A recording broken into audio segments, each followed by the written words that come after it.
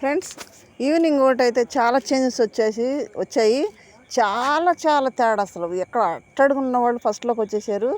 నిన్న ఉదయం గేమ్ దెబ్బకి ఓటింగ్ అయితే చాలా చేంజెస్ వచ్చేసినాయి. ఎవరైతే వెళ్తారనుకున్న వాళ్ళు సేఫ్ జోన్లోకి వచ్చేసారు. ఎంత ఆశ్చర్యకరం అంటే అసలు మనం ఊహించలేం, అంత చేంజెస్ వచ్చేసినాయి. అవేంటో చూద్దాము. ఫస్ట్ ప్లేస్లో సంజన గారు ఉన్నారు. ఆమె ఒకటి ఎప్పుడు అలాగే ఉంది. సెకండ్ ప్లేస్ వచ్చేటప్పటికి శ్రీజ వచ్చింది. లాస్ట్లో బాటంలో ఉన్న శ్రీజ సెకండ్ ప్లేస్కి వచ్చేసింది. ఎందుకంటే తను లైవ్ ముచ్చట్లో ఏడవటం కానీ, ఇక్కడ వచ్చినప్పుడు గేమ్ ఆడటం కానీ ఏమన్నా ఆడుతుంది. అసలు పిల్ల అయినా కానీ సెకండ్ ప్లేస్కి వచ్చేసింది. ఎంత ఆశ్చర్యం చూడండి. అంటే ఓటింగ్ ద్వారా ఎంత చేంజ్ ఉంటాయి చూడండి. వాళ్ళు గేమ్లో గెలిచింది ముఖ్యం కాదు, ఎంత ఎఫర్ట్ పెట్టింది ముఖ్యం. కాబట్టి శ్రీజని ఆడియన్స్ ఆదరించే సెకండ్ ప్లేస్కి వచ్చేసింది. నో డౌట్ శ్రీజ ఇంటికి వెళ్ళే ప్రసక్తే లేదు.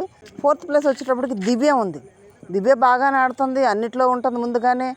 కానీ దివ్య గురించి మనం కొంచెం డీటెయిల్గా నెక్స్ట్ వీడియోలో పెడతాను, ప్రోమోకి సంబంధించిన వీడియోలో చూడండి. ఎందుకంటే అంతవరకు తన ఆట బాగానే పెడుతుంది. తన ఆట తగ్గట్టు కొంచెం ఓటింగ్ అయితే చేంజింగ్ అనేది ఫోర్త్ ప్లేస్లో ఉంది. ఫిఫ్త్ ప్లేస్ వచ్చేటప్పటికి రీతు ఉంది. రీతు బాగా ఆడుతుంది కానీ ఓటింగ్ మారలేదు ఏందో మరి. సిక్స్త్ ప్లేస్ 6వ స్థానంలో మన హరీష్ గారు ఉన్నారు. హరీష్ గారు మరి అంత ఎఫర్ట్ పెట్టారు, అంత బాగా ఆడారు. నిన్న దివ్యకి సారీ చెప్పాడు, కాలు పట్టుకొని సారీ చెప్పాడు, దండం పెట్టి సారీ చెప్పాడు.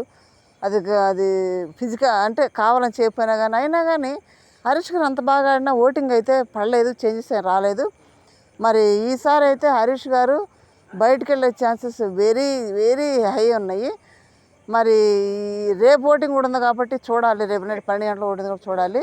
అమ్మాయి అయితే రీతు వెళ్ళిపోతుంది, అబ్బాయి అయితే మాత్రం హరీష్ కన్ఫామ్. ఫ్రెండ్స్, మీకు ఇష్టమైన కంటెస్టెంట్ ఎవరు ఉండాలో, ఎవరు వెళ్తే బాగుంటుందో చిన్న కామెంట్ చేయండి.